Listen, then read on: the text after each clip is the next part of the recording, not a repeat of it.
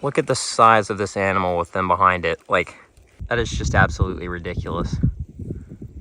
Back at the end of 2022, I teamed up with the Orianne Society to host a raffle for conservation. The idea was to raise money for the Orianne Society and in turn support the animals that we love to look for on this channel. The raffle was a huge success and we were able to raise over $10,000 for conservation. And on a warm weekend at the end of February, I headed down to South Georgia to join the raffle winners on an eastern indigo snake survey with the Orianne Society. Good morning, everybody. Today is a very special day because we are finally getting to take out the raffle winners from the fundraiser we did back in the winter. So we've got Nathan and his son Graham here, and we're out on the Orianne Indigo Preserve, getting ready to look for snakes. This is an official Orianne Society Indigo Snake Survey, so if we find any snakes, we'll be processing them, and hopefully that's something we'll get to see here in a little bit. So we're gonna get to walking around in habitat and see what we can find. All right, well, it's about noon on day one, and we have still not seen a snake. We did see those indigo ventral scales from an old shed, and we've kind of been just hanging out in this area, making sure to get a good check of all these burrows and make sure we're not missing these snakes. But we're probably about to move to another property now. So wow. is that rattlesnake big enough for you guys? That's big enough? My word. So I walked around this beautiful brush pile right here. Cars are right there. We just parked, and I circumnavigated this brush pile, looked down that burrow and saw some snake tracks coming out, and I turned around and there is just probably the biggest rattlesnake I've ever seen. Young Graham here made the decision to come to this property. We put it in his hands and he said he wants to see a rattlesnake. So sure enough, there's this rattlesnake. Look at the size of this animal with them behind it. Like, that is just absolutely ridiculous. Well, the pressure's off.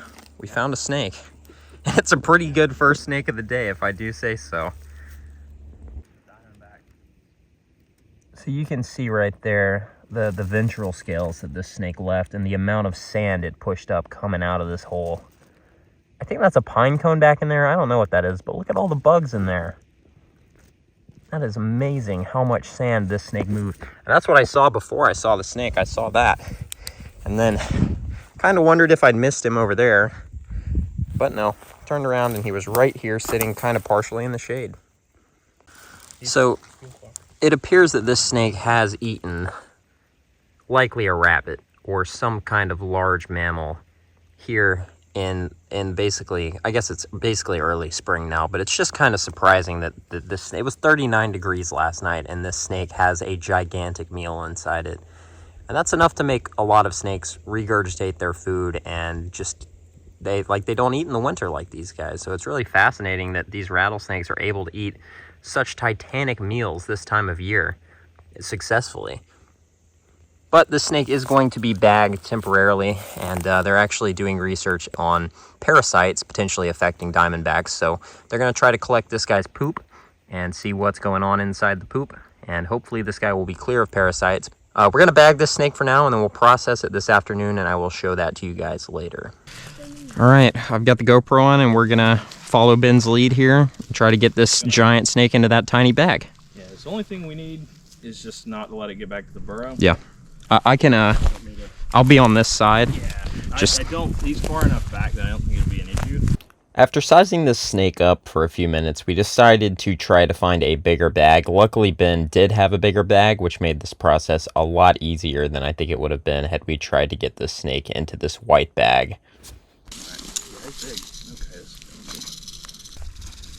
No, sir. This thing is a lot less cantankerous than the big one I found earlier this week. Well, I use it on a glass lizard, but it's God, look at that animal. Does that look like a female to you? Yeah, it kind of does.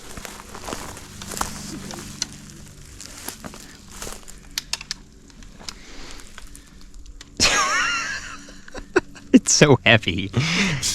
It's obscene how heavy that snake is. Snagged on some brambles. Hello, beautiful. Thanks. Yeah, this is gonna be a bit better. Hello.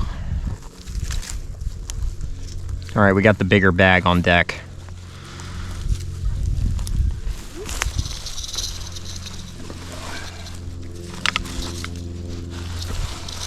Ta-da! Real easy there. Yeah. That's a good bag. That's an appropriate bag for a snake of this size. Hold that. Yep. Just slip that off.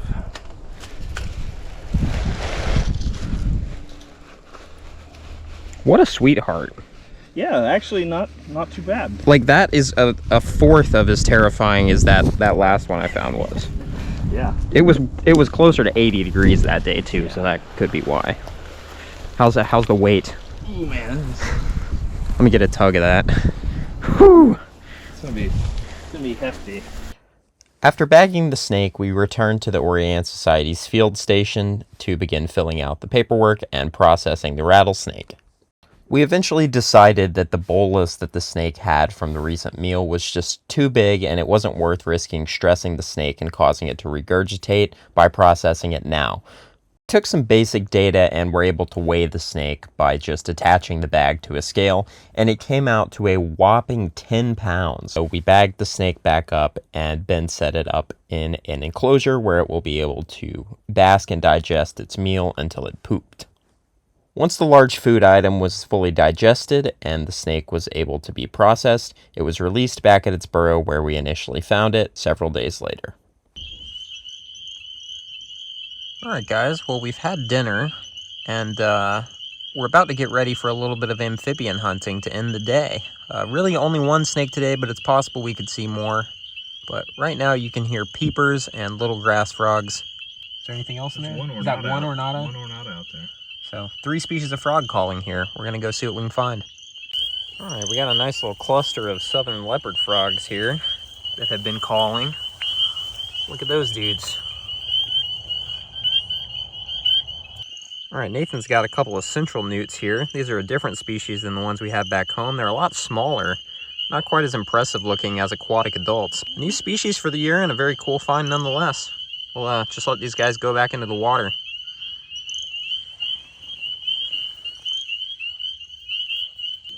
There's a ridiculous amount of newts in here. This one's a gravid female. Look at her. Here's a floating peeper.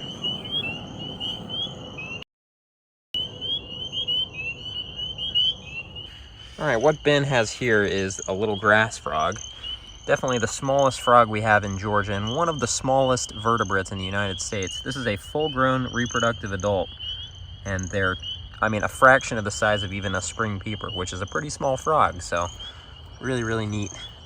And they're that really high-pitched kind of clicking sound you hear around us right now is what these guys sound like.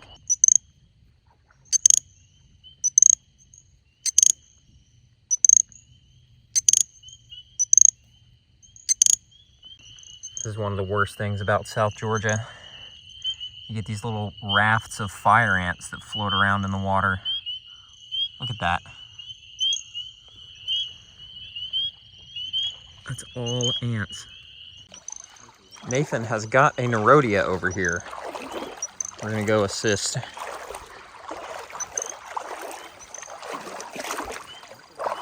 Oh, it's a little guy. Whoa. Dang. Where'd he go? Did he go under? I saw him for a second. Yeah. He might have dove. We dove, but... Oh, here he is. Yeah. For science.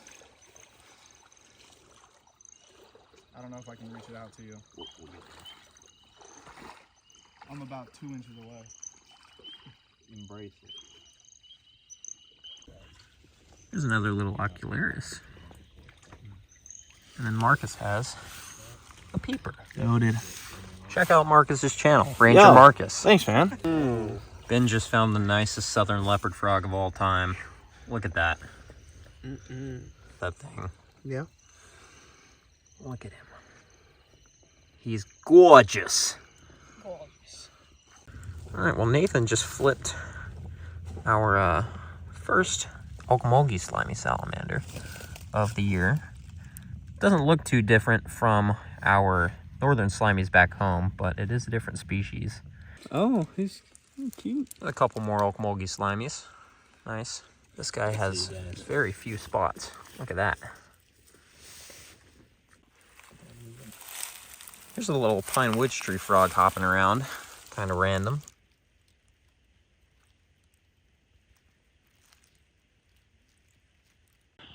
All right, what Ben has here on his hand is the rarest frog in Georgia, the southern chorus frog. All jokes aside, this species has been strangely elusive for me to find. I've only, I think, photographed one or two ever. And normally they are quite attractive, but this one is kind of unremarkable as far as southern chorus frogs come. But it's a species that I don't think we've ever looked at on the channel before. So definitely nice to see one tonight, even if it's not a particularly remarkable looking one. But you can see they're a little bit more limber than upland chorus frogs, and they got a really pointy nose and a little bit of a different call. That's them you can hear in the background now too. We have kind of veered off into the forest here. We're trying to find our way back to the road, at which point we're going to go check out a ditch which will hopefully have more southern chorus frogs. So here we have a pair of ornate chorus frogs next to a pair of southern chorus frogs in amplexus together. That's pretty crazy. All right, here's our southern chorus frogs. We're gonna leave these two alone, taking a couple quick photos, but look at that. You can see that one on top, what I meant when I said the last one was kind of unremarkable, because they can have some really cool, intricate spotting. But yeah, a very common species that we don't see often, so it's definitely a treat to see a couple tonight. We're gonna leave these two lovebirds to their business. See what else we can turn up. It's getting kind of late though, so we might end up calling it a night pretty soon. So in my humble opinion, this is the crown jewel of U.S. hylids, the ornate chorus frog. These are both red phase. They come in kind of like three distinct color phases. You get the red ones, the kind of gray ones, and then the stunning green ones, which hopefully we'll see. But those seem to be, would you say those are the rarest? They're the most uncommon here, for sure. But look at that. Super cool. Frank, are we going to find some indigos today? Oh, is that a yes? That's good to know. All right. I'll take your word for it, okay? If we don't find indigos today, it's your fault. Do you want to come herping? I am sorry. I would gladly have you if you were not someone else's dog. Good morning, everybody. It's the next day. We had a great time yesterday playing with frogs and finding that titanic diamondback, but these guys want to see an indigo, and frankly, I do too. So we're going to give it another crack today at a different property. This is definitely one of the nicest properties I've ever been to. Hopefully the snakes agree. Well, there's a big indigo shed. A lot fresher than the one we saw yesterday, but still not super fresh. We've switched strategies. We're going to walk a little bit of a controlled burn and then maybe return to the area where we saw that indigo shed. We did see some tracks there, but we weren't able to find the snake. So we're assuming he's in the burrow. So we'll go back and check up on that again in a little bit. But for now, we're going to hike this burn. Nathan just eagle-eyed this guy. It's not a herp, but it's very cool. It's just a rabbit just chilling right there in the only little patch of this habitat that isn't burned. Here you go. Wow. I walked up to this burrow and this brush pile just started to crawl away, and sure enough, it's our first indigo. Very nice. So we're not going to tag this snake on this site, but we are going to take measurements and just general data from the snake before we let it go. But it's a young female and it's gravid. Apparently Ben could feel eggs in there. She's about twice as girthy as any of our other black snakes of a similar size, so unmistakably the eastern indigo snake. As always, this snake is very gentle. It mussed a little bit, but never offered to bite. It just wants us to put her down and let her go back down her burrow, which we're going to do after we take a little bit more data. Ben's writing it all. Ooh, little hiss. You can see why they're called indigo snakes right here. That incredible iridescence on the scales. Hello. They're very inquisitive snakes, very personable compared to a lot of our other species, and very, very calm in hand. Seldom bite, but they will blow at you, give you a little bit of a hiss. But look at that iridescence. Incredible. All right, so what Ben's doing now is swapping for snake fungal disease. And these samples will be sent off to someone who will test them, correct? They're sent to the University of Illinois Wildlife Epidemiology Lab. As you can see, she does have some lesions. Almost all eastern indigo snakes test positive for snake fungal disease, right? Yeah, even if they don't Some years show. are higher than other, but it's at every one of our sites. But it seems like they handle it pretty well compared to most snakes, correct? Where Yeah, as far as we can tell, most snakes still have decent body condition, and I think in the large scheme of things, it's mostly not fatal. time to weigh this girl. We're gonna put her in that bag and see how much she weighs. I don't know, 2.5 pounds? I'd say maybe 3. We shall see. Alright, we are at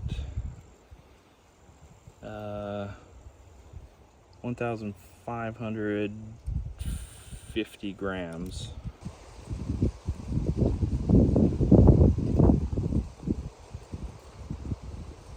It is just over 3 pounds. Wow, nice. All right, How long is she? You're so cooperative. What a saint. Really good. So you see the vent there? We're gonna do it in centimeters. Nearest 134. Hit 134. Just over point. It's probably 134.5. 134.5 centimeters. Snout vent length. 134. Exactly 146 right there. All right, so she got tail length of 26. 160.5 is her total length. 160 centimeters, 0.5 total length. So she is just over 5'3". Just over 5'3". Wow.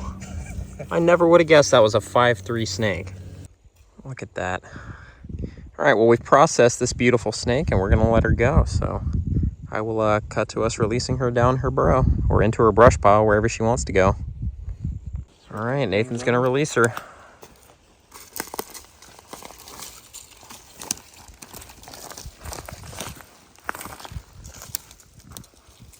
Shoop. Well, that was fantastic.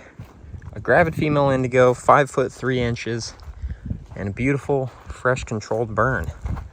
First time I've seen an indigo on a burn like this, so that was definitely neat. But we're gonna keep at it, see if we can get another one.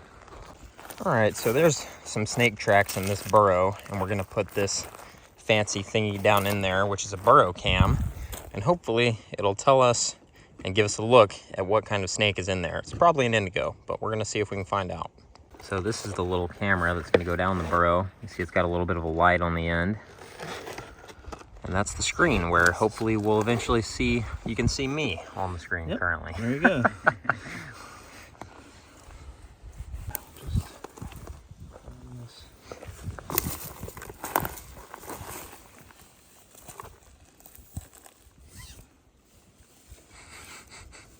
Kind of upside down, so but you ridiculous can see looking. the track there.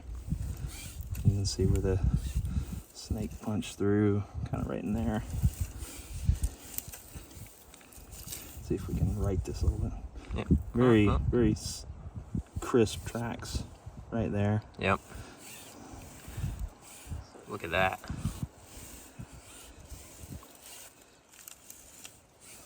How much more Lots. hose you got? Hopefully enough. Uh-oh. It's narrowing. Maybe that means we're approaching the snake. Oh, there it is. There it is. It's an indigo. Yeah. Nice.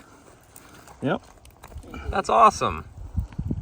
A big Oh, indigo. there's his face. Sure enough. It's gonna come out and tongue flick. What up, dude? Hey, bud. That's awesome. That's probably a big male, wouldn't you say? That's probably, yeah, it's probably a big snake.